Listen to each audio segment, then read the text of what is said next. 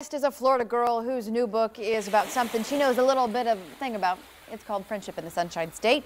It is only fitting that her new novel, One Good Thing, is set at the beach. So we decided to bring the beach indoors when we're in Florida. Why not have some fun with the chroma key?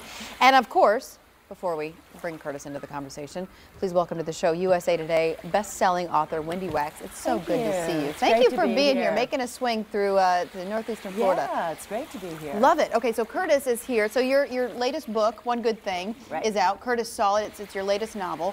You noticed on the front book cover that there is a cocktail. Yes, there is drinking at sunset. That often happens with these characters. He offered to make cocktails for us for the segment, and to which I said, okay, twist. And yeah, so there he is. I know. Well, we didn't want to, but we're going to, right? Right, exactly. They had to hold us down. I said, okay, Curtis, go for it. Yeah. So let's talk about your latest book. This is how many novels? I'm pretty sure this is number 14. Wow. I have been writing for a while, actually. Okay.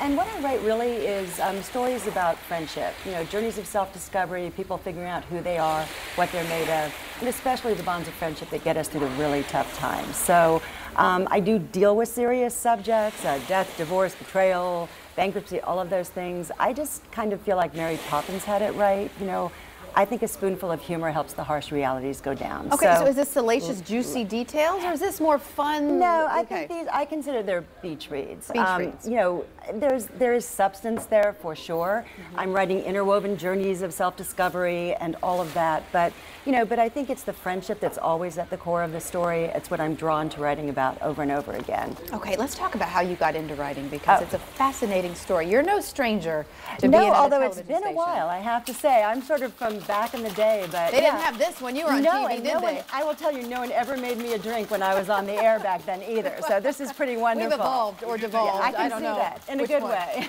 I actually went to work for a PBS affiliate in Tampa right out of college.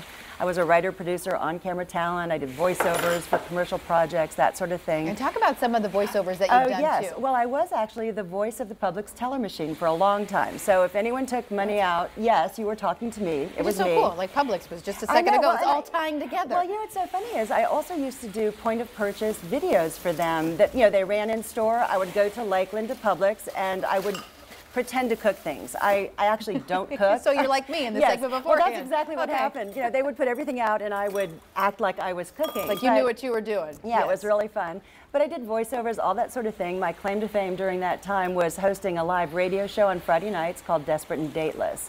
It was, it was entirely appropriate. I was both of those things at the time, so I knew what I was talking about. There was some good content on that one. Yeah. Did that then lead to get you to then start writing? Well, I had been a journalism major, voracious reader. All writers are voracious readers. And I was at home with a 2-year-old and a newborn, actually, when I decided to first try to write a book, which is very impressive.